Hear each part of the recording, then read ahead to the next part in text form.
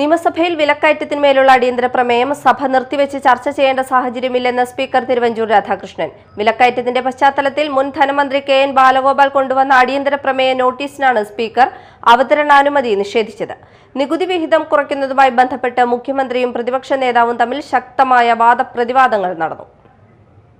ഈ സംസ്ഥാനത്തെ തന്നെ വിസ്മയിപ്പിക്കുന്ന ഒരു ധവളപത്രം സംസ്ഥാനത്തിന്റെ സമ്പദ് വ്യവസ്ഥയെക്കുറിച്ച് വരുന്നുണ്ട്.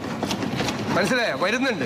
ഇതിനൊക്കെയുള്ള മറുപടി അതിൻ്റെ അകത്തുണ്ട്. ഇപ്പൊ പറഞ്ഞതിനൊക്കെയുള്ള മറുപടി, കൃത്യമായ മറുപടി അതിൻ്റെ അകത്തുനിന്നുണ്ട്. കേന്ദ്രത്തിൽ നിന്ന് എന്ത് കിട്ടി, ഇപ്പോൾ എന്ത് 16-ാം ധനകാര്യ കമ്മീഷൻ വന്നപ്പോൾ എന്ത് കിട്ടുന്നില്ല എന്നൊക്കെ കൃത്യമായി അങ്ങ് ഉണ്ടാക്കി വെച്ചിരിക്കുന്ന ഒരു പ്ലാൻ ഉണ്ടല്ലോ.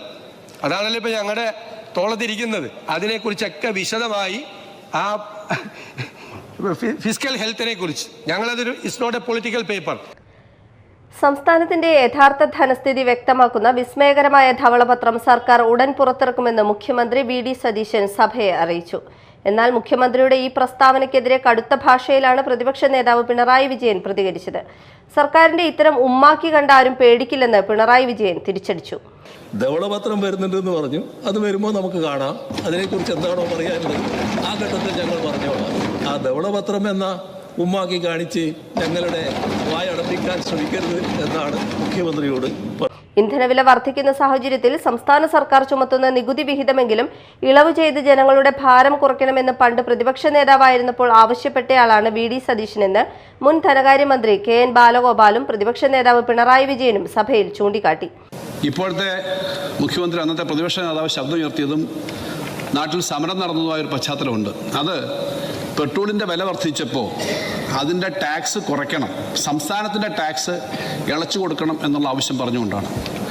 സാർ, അദ്ദേഹം അത് പറഞ്ഞൊരാളെന്ന നിലയിൽ ഇപ്പോൾ മുഖ്യമന്ത്രി ആയിരിക്കുമ്പോൾ വർദ്ധിച്ച അധിക നികുതി സംസ്ഥാനത്തിന് കിട്ടുന്നത് ഇളച്ചു കൊടുക്കുന്നത് ജനങ്ങളോടുള്ള മര്യാദയാണ് എന്ന് പറഞ്ഞ് അന്ന് സമരം ചെയ്ത മുഖ്യമന്ത്രി അത് സംബന്ധിച്ചുള്ള നിലപാട് പറയണ്ടേ? എന്നാൽ മുഖ്യമന്ത്രി സ്ഥാനത്തെത്തിയപ്പോൾ അദ്ദേഹം അത് ചെയ്യാൻ തയ്യാറാകുന്നില്ലെന്നും പ്രതിപക്ഷം ആരോപിച്ചു. എന്നാൽ പെട്രോളിയം ഉൽപ്പന്നങ്ങളുടെ അധിക നികുതി വരുമാനം വേണ്ടെന്ന് വെക്കുന്ന മണ്ടത്തരം കാണിക്കില്ലെന്നും മുൻ ധനമന്ത്രി തോമസ് ഐസക് പറഞ്ഞത് രേഖകളിലുണ്ടെന്നും മുഖ്യമന്ത്രി ചൂണ്ടിക്കാട്ടി.